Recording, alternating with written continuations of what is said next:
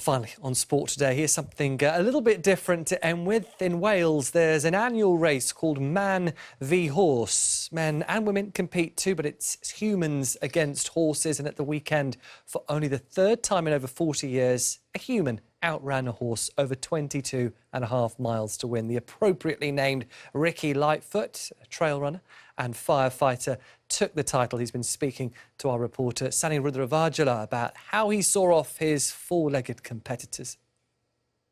I had one horse pass me after an hour, and it was only for about 2 minutes because I passed them again on the steep up section.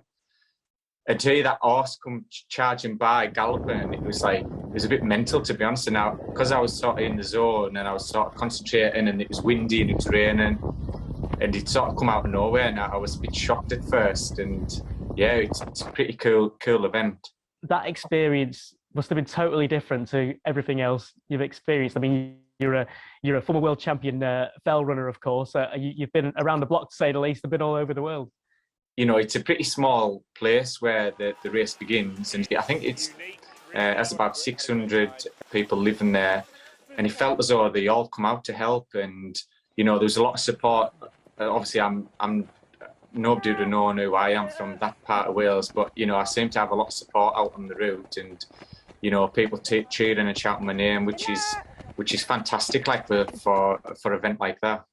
Yeah, there was all sorts in the race. Lots of people of all abilities, and the first blind runner in as well. So, like you say, it kind of brings a community together, and it shows how kind of wide the fell running community is, really.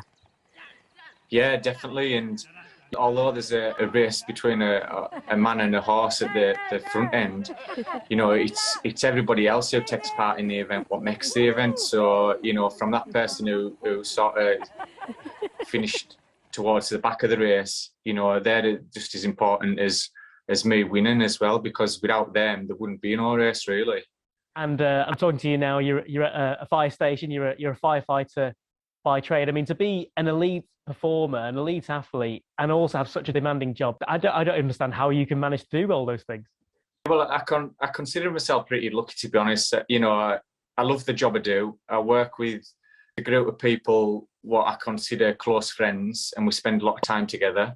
I have a really supportive family and partner at home, and without them, you know, I couldn't do what I do. And what's next on your itinerary? Are you going to race any other animals? Is this going to be a thing now? Well, Grand National. I've entered for Grand National next year. No, so I got selected for Great Britain last month. So I go to the European Trail Running Championships in La Palma in Spain beginning next month to race for Great Britain. So I'm part of the sort of long trail team.